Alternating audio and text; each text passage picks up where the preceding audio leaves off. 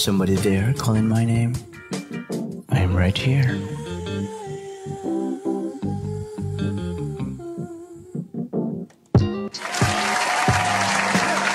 '96.7 Destiny Radio, saya lang.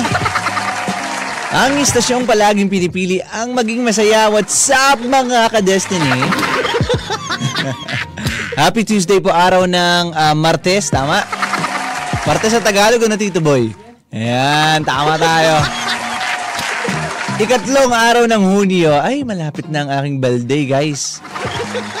Oo, next month birthday ko na.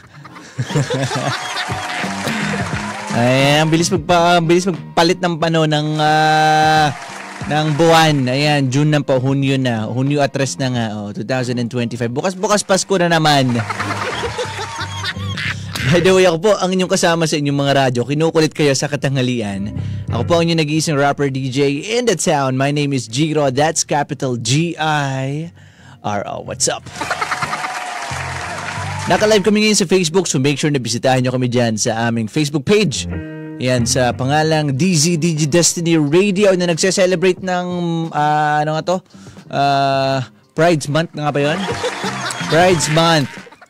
Kasi kami ay pa rainbow din sa DP. Ayan. Hello po Miss Fana the second. Napakadami namang Fana na to. Hello po Miss Fana, we miss you here. Hello po, kumusta po kayo? Ayan, si Miss Flores Sarmiento din nag-comment, sabi niya, Miss, ayan, blessed afternoon po DJ Giro. At si Kuya Ryan Paul Dizon, ayan ang ating mga kasangga, sa nararapat at Sarachada, Ayan, nakakamiss sila. Hello po, kumusta po kayo? Ay, Miss Fana, ang agap mo. Ay, birthday ni Kuya Ryan. Hello po, Kuya Ryan. Happy birthday. Ayan, saan po ba kayo at dadayuhin namin kayo? Sa Dalikan. Sa Dalikan tuloy sa Market View, di ba? Makadaan nga dyan mamaya kay Kuya Ryan. Makatagay ng kung ano man ang patatagayin sa atin. Hello po, Kuya Paul, at kay Miss Fana Flores. Ay, kay Miss Fana. And happy birthday po, Sir Paul Dizon. Yan, napakagaling nating broadcaster na minsan nag-show dito sa atin. Katatapos lang nila actually. Taga Lourdes. Ang Lourdes nga ba saan, Kuya? Sa Iyam din sa Iyam malapit lang. Naku po, papapadayo pa ata ang Destiny Radio sa ating mga kakibat sa sa pagbo-broadcast. Hello po. Sa Isabang daw, Tito Boy. Sa Isabang. Ay malapit lalo. Ano po ba ang handa? Ano po ang handa ninyo dyan? At kami, tama-tama, hindi pa po ako kumakain. Baka kami mapupunta nga diyan. Naku, maghahanda yan pag kami dumating. Paanong hindi? And once again, happy birthday po, Sir Paul Dizon.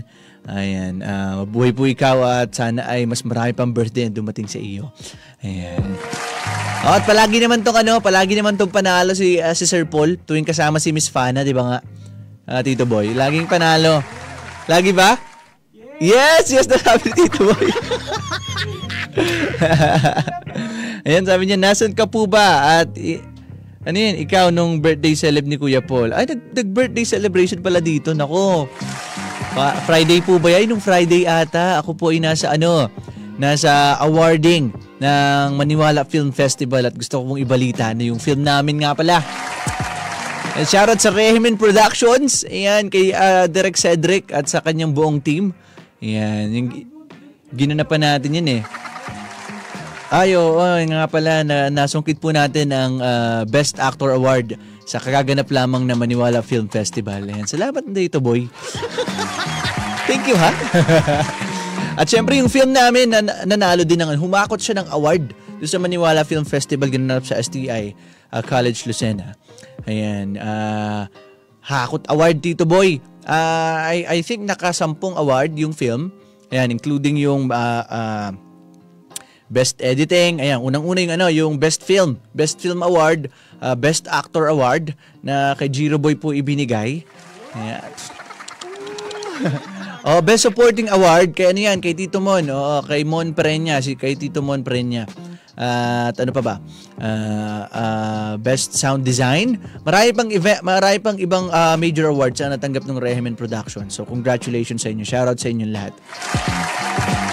Celebration na. Kailan swimming natin, guys? Ayan. Salamat po, Sir Paul. Ayan. Oo nga, Sir Paul. Ewan ko ba kung ba't ako nanalo ng Best Actor? Siguro yan, nadala dun sa nadala sa angas. Sabi ko kasi gagayahin ko si Daniel Padilla eh. Nadala sa angas. Pero ngayon, medyo muna tayo. Pahinga muna tayo sa konting angas. Doon pa angas pa din naman ito. Pero this time, medyo kalmado na tayo. Kasi papasok na po tayo sa ating little segment called 20 Hours. Isang akda ang ating babasahin ngayong araw. At once again, palagi nating sinasabi kapag nandito na tayo sa puntong ito. Pag may pagkakataon kayo, grab a coffee, sit down tight, at tara, magantigan na tayo ng damdamin. Isang akdanitin talata ang ating babasahin ngayong araw. At ito ang sabi niya. Sabi niya, pasensya na kung hindi ako madalas magkwento kahit kanino. Sapagkat hanggat maaari, sinasarili ko na lamang ito. Kinikimkim ang bigat. Sinusubukang kayanin ang lahat. Marahil ganito lang ako tinuruan ng mundo. Na hindi lahat ng saksi o na hindi lahat ng sakit ay kailangang mapakinggan ng tao. May mainam pang o mas mainam pang tahimik na lang upang wala ring nakakaalam at mga tanong na nakaabang. Pasensya na kung makasarili ako sa sakit. Kung ayaw ko sa mga nakaambang paglapit. Kung kusa akong lumalayo. Kung bigla na lang akong naglalaho. Nasanay lang ako na ganito. Ang masaktan at umiyak ng pribado. Pero nakangiti at lumalaban sa harap ng mga tao.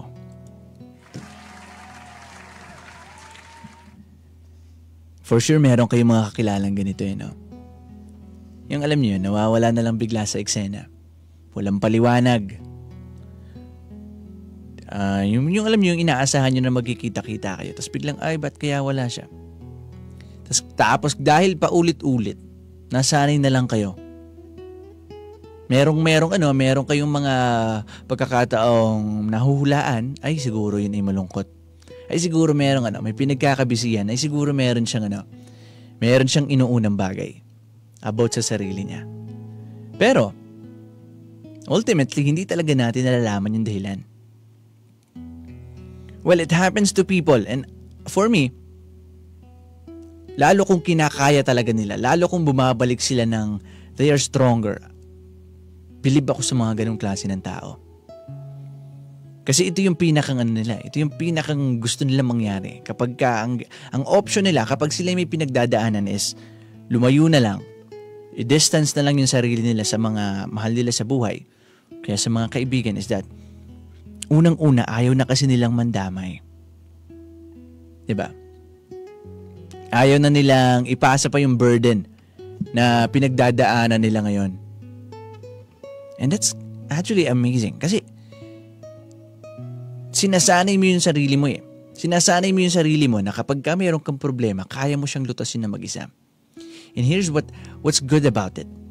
Kasi everybody, once again, I've said it once and I'm gonna say it again. Everybody has their own fish to fry. Kumbaga lahat ng tao darating sa punto na may pagdadaanan. And who knows, maaaring magsabay kayo. Magsabay kayong may pinagdadaanan. At kailangan yung i-prioritize yung sarili nyo. Kailangan yung i-priority yung sarili nyong pinagdadaanan. So imagine, if iniasa mo yung sarili mo na meron kang taong nakapaligid, iniasa mo yung recovery mo sa ibang tao, nasanay ka na ganun. Maaaring nasanay ka dahil meron naman talaga Merong madalas na nakakasama ka, meron kang madalas na nasasandalan. Pero again, here's the thing, paano kung nagsabay kayo? Yung tao na madalas mong nilalapitan para sandalan, nagkataong may pinagdadaanan din. Ikaw na sanay o hindi mo kayang dalhin yung sarili mo kapag ka walang ibang tao. Hindi mo siya matutugunan, hindi ka niya matutugunan ngayon. Papaano ka? Diba? Hindi masamang humingi ng tulong, hindi masamang i-share yung mga bagay na pinagdadaanan nyo sa mga tao. What's really critical is, and which is really bad, is that kapag ka iniasa mo na yan sa ibang tao, kapag ka sobrang mong sinanay yung sarili mo na kailangan mo ng ibang tao para maging maligaya, para maging maayos ang araw-araw, kasi magiging dependent ka dun sa tao. Now, the danger nga is, papaano kumbaga, genuine naman yung taong nalalapitan mo eh. Kumbaga, gusto talaga nilang makatulong sa'yo. At hindi nila yung ginagamit against you. The informations that you've been telling them, they're not using it against you. Genuine yung tulong na ibinibigay nila. Kaya din nasanay ka. Kaya din ginusto mong palaging magkwento sa kanila. I-share sa kanila yung mga bagay-bagay. Pero once again, what if mas kinailangan ng tao na yun, yung sarili niya, hindi kanya matutugunan? Papaano ka? At the end of the day, no one's really gonna save you but yourself. So make sure na kaya mo.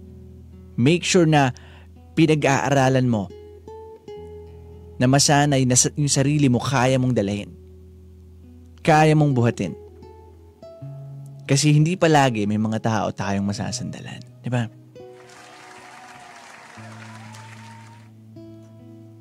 And it is gonna give you a lot of good things kapag ka naumpisahan yung mas kilalanin yung sarili nyo, mas alamin kung paano tutulungan yung mga sarili nyo.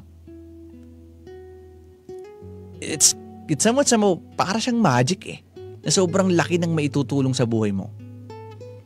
Hindi ka na magiging people pleaser. Hindi mo na ahabulin yung mga tao. Kasi with them or without them, you're gonna be fine. Diba? So ikaw, hindi ka maghahabol. But what you're doing is you're attracting people na lang. May dumating o wala, you're gonna be fine. But since nagra-radiate yung confidence na yon, yung tiwala mo sa sarili mo na yon, people are gonna wonder, ano kayang meron sa tao na to? Bakit kaya siya ganon? Gusto ko ding maging ganon. No, yun yung mga tao ma-attract mo. At ikaw, hindi naman sa tuturuan mo sila. Manonotice na lang nila yun eh. Okay, ganito pala yung nangyayari. Kaya pala, kaya niya palang magbigay kasi marami siya nun sa sarili niya. Diba? So, do not betray yourself. That's the worst thing that you could ever do. Is to betray yourself. Yan ang nga lang kakampi mo eh. Yan ang nga lang ang kasama mo kapag sa gabi na meron kang pinagdadaanan at nakahiga ka na sa kama mo. It's just you and your thoughts. It's just you and yourself. Wala na, tulog na yung mga kaibigan mo. Yung mga kainuman mo before, wala na, ando na. Ang sarap-sarap na ng tulog. Ikaw at ikaw na lang. So be your own cheerleader, be your own best friend. Be the one. You treat mo yung sarili mo as if siya yung tao na kailangan mo. Which is, yun naman kasi talaga. You need yourself. Kasi you lose everything once you lose yourself eh. So make sure you don't do that. 3:17 PM oras po natin sa buong kapuluan ng Pilipinas. Basahin ulit natin yung mga humabol na comments. Ayan, sabi ni Sir Ryan Paul Dizon, Daniel Padilla ba? Kala ko Dingdong Dantes. Nalilito nga ako, kuya. Nalilito na nga ako kung si Dingdong Dantes ba o si Daniel Padilla. Minsan akala ko si Chris Hemsworth eh. Maraming salamat. Miss Fana. Yan, sabi ni Miss Fana, on our way to Pacific Mall. Gutom na ang may birthday. Ingat po kayo. Ayan, may dumating pang pa Food Panda dito sa station. Baka naman. Ingat po kayo, Miss Fana. And once again, happy birthday, Sir Paul. Ayan. We missed you too. We missed you, Kuya Boya Terlyama. Sabi niya, ano sasabihin mo, Kuya? Ay, miss ka na daw niya. Mas miss ka daw po niya. At si Zian Roy, naiingitay namin kung kailan babalik sa istasyon. Zian, umuwi ka na. Joke lang. Be there with your parents, Zian. Ayan. Makakapag-intay kami dito. Once again, kami po ang 96.7 Destiny Radio, ang istasyong palaging pinipili ang maging masaya. Kaya tayo na bumabakay, saya lang. Ako po ang inyong nakasama sa inyong mga radyo, sa inyong mga tahanan, sa inyong mga tambayan o kung saan man po kayo nakikinig at nanonood ngayon. Ako po ang inyong nag-iisang rapper DJ in the town. My name is Giro, that's capital G-I-R-O. See you again tomorrow. Maraming salamat. Deuces.